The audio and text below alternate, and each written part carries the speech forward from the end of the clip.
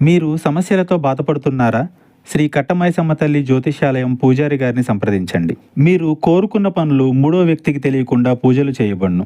నమ్మిన స్త్రీ లేదా అబ్బాయి రావడానికి పరిహారం చేయబడును. కుటుంబ సమస్యలు, భార్యాభర్తల సమస్యలు, ప్రేమ సమస్యలు, డబ్బు, వ్యాపార సమస్యలు, ఇంకా ఎటువంటి సమస్యలు ఉన్నా దూరంలో ఉన్న వారికి ఫోన్ ద్వారా జ్యోతిష్యం చెప్పబడును. ఎటువంటి పర్సనల్ సమస్యలు ఉన్నా మూడో వ్యక్తికి తెలియకుండా జ్యోతిష్యం చెప్పబడును, పరిహారం చేయబడును. Phone number 9515466718. అందరికీ నమస్కారం అండి. ఛానల్లోకి తిరిగి స్వాగతం. ఈ రోజున ఖచ్చితంగా కన్యా రాశి జాతకులు ఈ నిజం విని తట్టుకోలేరు. ఏమిటి ఆ నిజం? ఏం జరగబోతుంది? ఎటువంటి ఫలితాలు వీరికి గోచార రీత్యా కలగబోతున్నాయి? అన్ని వివరాలు వీడియోలో తెలుసుకుందాము. వీడియో మీకు నచ్చితే ఒక చిన్న లైక్ అయితే చేసి మమ్మల్ని సపోర్ట్ చేయండి. ఇక ఆలస్యం లేకుండా వీడియోలోకి వచ్చేద్దాము. మధ్యాహ్నం 1:30 దాటాక చంద్రుడు అష్టమ స్థానంలోకి ప్రవేశించి రాహు కుజుల దృష్టి తాకుతుంది. మీ జీవితంలో ఇది గూఢ విషయాల బహిరంగంగా భావించబడుతుంది. ముఖ్యంగా మీ వ్యక్తిగత జీవితంలో నమ్మకంపై ఒక పెద్ద గాయం మోపబడుతుంది. మీరు ఆశించిన వారి నుంచి గట్టిగానే దెబ్బ తగలొచ్చు. మీరు నమ్మిన వ్యక్తి మీరు ఊహించని ప్రవర్తన చేస్తారు.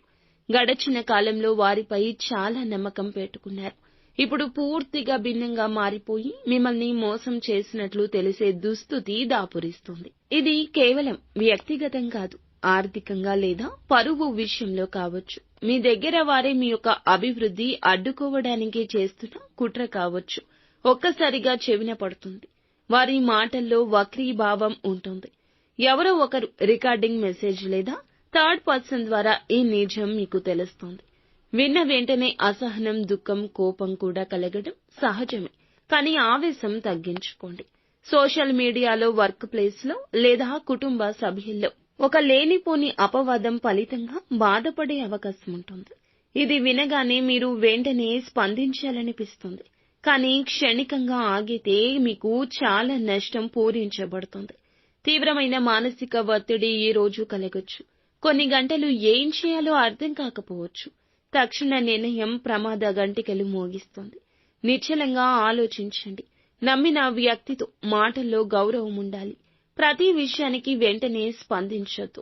దెబ్బతిన్న వాటి నుంచి ఆ గుండెతో తీసుకునే నిర్ణయాలు సాధారణంగా పశ్చాత్తాపాన్ని కలగచేస్తాయి. మీ దగ్గర ఉన్న వివరాలు గోప్యంగా ఉంచండి. నిజం తెలుసుకున్నా కూడా వాటిని బయటపెట్టొద్దు.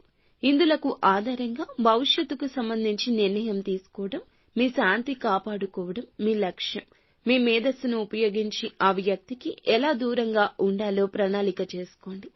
ఓం శ్రీ హనుమతే నమః ఈ యొక్క మంత్రాన్ని కష్టం కలిగిన ప్రతిసారి, బాధ కలిగిన ప్రతిసారి బాధాతప్త హృదయంతో 21 సార్లు జపించండి.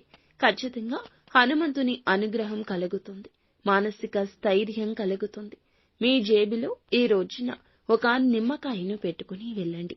మీకు ఉన్న దృష్టి పోతుంది. మీకు మనసు ప్రశాంతంగా మారుతుంది. అంతా మంచి జరుగుతుంది.